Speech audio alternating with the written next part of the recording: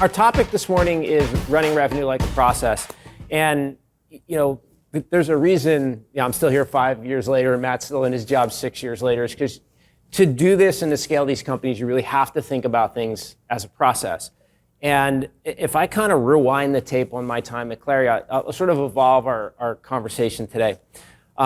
There's these moments that happen across the 4 quarters of each year, right? We live our lives in these 3-month increments, and there's 4 of them every year. And they're not all the same, depending on the types of businesses we have. Sometimes Q4 is different than Q1 and how you think about them. And then as you start to dissect each of the quarters, right, it's 13 weeks. And what you do in week 1 isn't necessarily what you do in week 5, isn't necessarily what you do in week 12 and 13. And so we started to think about all of the revenue moments that happen across the 13 weeks of each quarter so that you can drive predictable revenue. And you start to think about, everyone does the basics, right? Everybody will do sales rep, manager one-on-ones, forecast calls. Maybe you're doing a top of funnel call. Maybe you're doing an out quarter forecast call. Maybe you're doing a slip deal review. But every week there's these moments that happen that you need to be able to drive, not just with a team, not just with multiple teams, but globally, to create a predictable revenue process. And so I started writing these down in a Google Doc back then and sort of capturing what do we do in week 1, 2, and 3. And pretty soon it started getting filled in. And there was some of this I was able to do in my platform, Clari, and there were others that we were doing outside. And my goal became, I wanted to run everything from one place. And so the topic today is about running revenue like a process and really thinking about the cadences or the moments that happen. And with Matt and Ashley, what I wanted to talk to you two about is what are some of the major moments that you run in your business that allow you to drive predictable, repeatable results? This is my 9th growth company, so VC backed or within a public company, I grew something. And the one thing that VC companies do when they hire me is they know they're going to get predictable forecasting. And it's a little bit mad scientist stuff that I've done in my career. I did it through just a lot of conversation, discovery, Google Sheets, and at Highspot, I was doing that until I got introduced to Clari. But I left tech and went into I worked for Sunrun, and I helped Sunrun build their go-to-market solar business, and their headquarters are right down the street. And I was in the B2C business, what I'd never done before, and I had to learn how to sell widgets. And we weren't a quarterly business, we were a monthly business. And predicting B2C is very different than predicting B2B, and trying to figure out how many widgets am I selling. So I had to get really good at figuring out how many of those widgets were going to be sold that month. And I did it with a Google Sheet and a lot of questions. So fast forward to Highspot, I was running our business basically off of Google Sheets, a lot of questions with my managers and directors globally. And it was really hard. I was a mad scientist, but I was able to predict to our board and everybody within a couple percentage point how we were going to do. Well, I got introduced to Clari, and then all of a sudden I realized there was a tool available to me that can allow me to sort of relinquish some of the things I was thinking of and start building more predictability and having very different conversations with our managers. And so I've had Clari now for 4 years, I think. And as I got more comfortable with the tool, I started getting more comfortable with letting things go from my mad scientist sort of mentality and letting the tool sort of do some things for me, whether it's weekly numbers, whether it's predictability or how the forecast is going. I wasn't using my own method of madness. Recently, though, I've now gotten more support from my RevOps team. We're really building out our RevOps team. And so I build another cadence into how we do this. And that is I'm building a weekly forecast, which starts with my frontline managers and rolls all the way up for me. And they have a script that they have to fill out, leveraging Clari, leveraging also things outside of Clari that we use. And so it's a Monday, Tuesday, Wednesday, Thursday process. And by Thursday, I have the script all filled out. I use Clari to go through it, the two meet, and I have more predictability in my method. There's still little mad scientists. There's always that. You do need, I think as sales leaders, we do need our gut to help us. Yeah. The tools don't always get us there, but there are ways to do it easier today than there was in previous companies. For sure. Yeah. And as we think about this, my CEO and I, Andy Byrne, we started to take this to our customers, what we called a revenue blueprint. We would ask them, do you have a revenue blueprint? Typically what we get is no or kinda. And so kinda meant like there were processes that were being run, but it was never documented. So we actually started to help our customers document their revenue cadences and then actually build a journey to get them into Clari. And so, Ashley, as you're starting 4 weeks in, one, by the way, thank you for doing this, because I know, I remember those first 4 weeks was like swimming, and the first 4 months is swimming too. I'm sure you're just trying to get your hands on it, and you're probably starting to think about, okay, what are the revenue moments and how am I going to get command over them? Yeah, absolutely. I mean, right now I'm still trying to map out like what is the blueprint, right? What's our tech stack? But in my mind, there are many moments that matter. It's a little bit like painting the Golden Gate Bridge. Like you're done, you're going to go back and review it again. You'll do it again, right? And you'll do that every year ad nauseum. However, there are 2 moments that I really pay close attention to. One is like the monthly forecasting and pipeline call. And the thought around that is like, your revenue is basically baked a couple months before it's supposed to be recognized. And if it's not showing up then, it won't show up later. And if it does show up later, it's probably garbage, right? It's like, it's pipeline stuffing at the absolute end of the quarter. And so you just know, so that monthly cadence, that tells me a couple things. One is it tells me that we're doing the right things day to day. And then the other is it gives me comfort 2 or 3 months out when we're going to recognize that revenue. The other, though, that matters a lot to me is relevant to my relationship or the go-to-market team's relationship with product. That can take the form of, I guess, in the Clari revenue moments, the moments that matter, it's like the lost deal conversation. But really, it's like, what can you show? Because product at some point is going to get tired of hearing that like we don't have something and that's why we lost this deal. What can we show them that really demonstrates the impact of it? Yeah.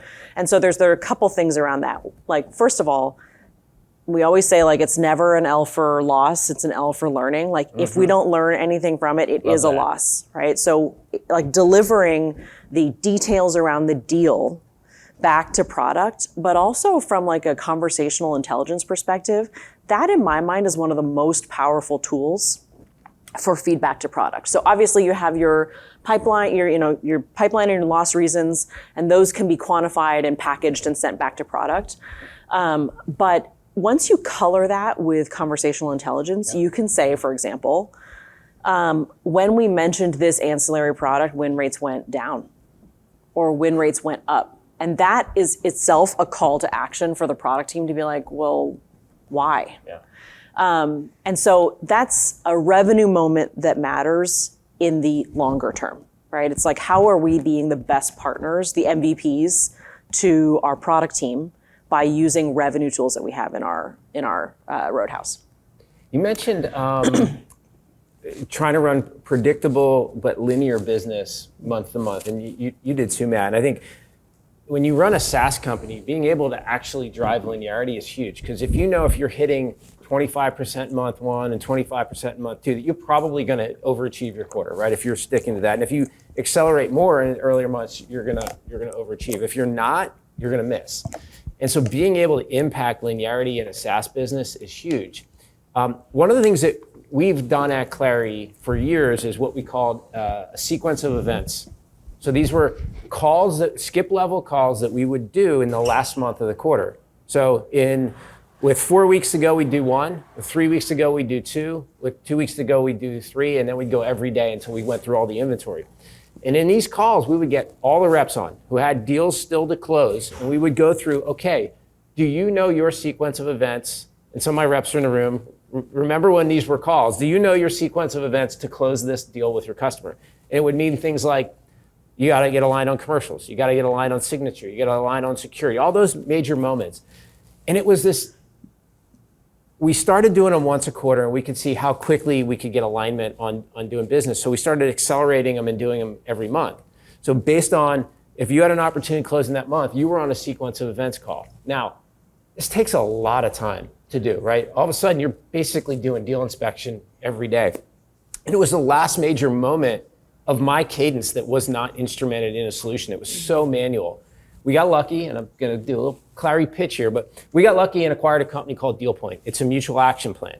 Now, all of a sudden, I could bring buyer and seller together in a collaborative environment around all these milestones that were based on a template that was our sequence of events, and now it's automated. And now we don't have to go through those big lengthy calls, we still do them, but not to the level we did because the data is now updated all the time. We're not interrogating a rep to get it, but the rep has the data there and we can look at it through common lens. So for me, that was one moment that had a huge impact on the business. And especially as we scaled, I could now roll this out to other geos, other segments, et cetera.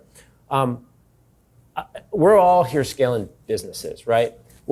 When you think about hiring new teams in Europe or APAC or bringing on a new segment or going after a new industry, what are some of the maybe revenue cadences that you drive that are consistent, that you know if they're being followed, you can see they're being followed versus aren't being followed that might impact the business? Matt? Yeah, I will go to a little bit what you were just talking about is pipeline generation. We look at it every other week. Yeah. We changed our business model a year ago where we had a unique model where our ADRs did all the prospecting for our AEs. In May of last year, we switched it to a traditional model where AEs also had to do, our ADRs, our BDRs. You almost got me in trouble there for a minute. My reps would be like, where are we prospecting? Yeah, it's a wonderful model until it isn't, and I can talk about it offline. But we now make our AEs prospect. But every 2 weeks, we look at pipeline generation. We look at very closely and know how many opportunities we're generating, pipelines, and we look at it globally because then we can see in new markets how they're doing. My ANZ market is doing exceptionally well. They're only 8 months into it. We can see that they're trending well. They're doing the right work. But I have existing markets where it's a little slower because they have a lot of late stage opportunities. So you have to make sure you're paying attention to this. So we look very closely to pipeline, but we also look very closely to no decision. No decision is our biggest competitor. No decision by far is our biggest competitor. So we look at no decision and understand why was there no decision. And we look at all the closed loss, no decision reasons. And if I see no response, no need, that's all rep driven. They weren't able to get to above the line people. Those above the line as VP or higher. So that's the third thing we track. Are your conversations with people that have authority? And if those conversations are with people without authority and you're not generating pipeline and you're seeing no decision, you're probably having the wrong conversations. And we look at that globally. Yeah, that's a really good call. At Square, there was I built an SMB, a mid-market, and an enterprise practice. But for SMB and mid-market, it is a super high velocity business. We were looking at pipeline generated on a weekly basis. We had to. Like there were deals needed to close every week by the dozen, and then by the hundred and thousands, et cetera, across every region. And so that was something we tracked pretty clearly. And it just made it like a no surprises kind of thing because we could see that our win rates would approximately hold over the course of the year. We could hope for some upticks, and we, ever so often there was some fluctuation there, but for the most part it holds. And so the single most important driver on our end was pipeline generation. Wow. Interesting that you called out the reasons.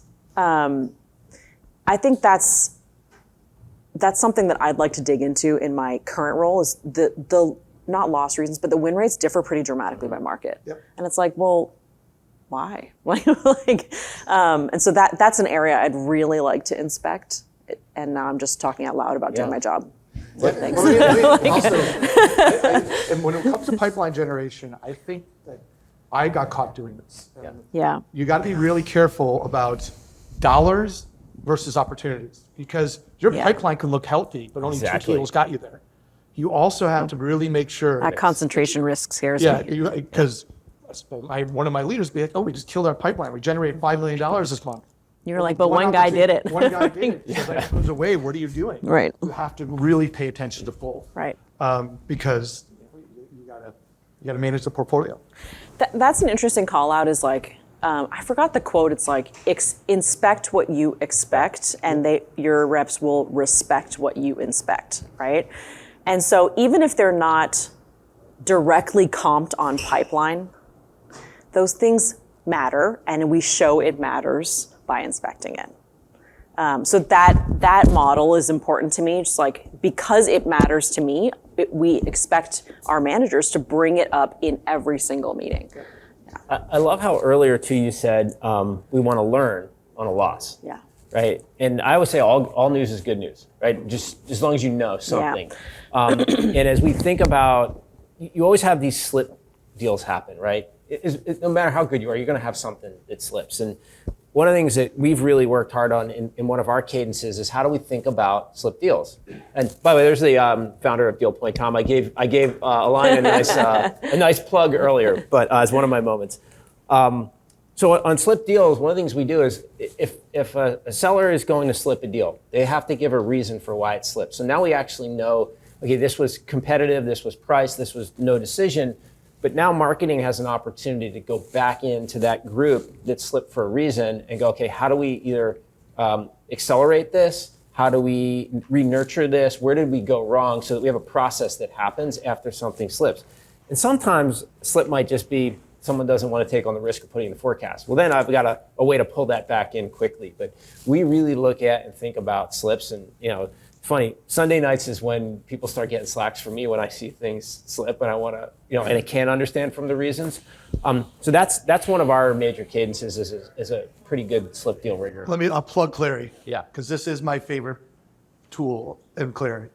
I do look at it Sunday when I'm either watching the Premier League or I'm watching a night football game. It depends on the time of day, and then and I have it already set that I can go and look at all flip deals from the previous week.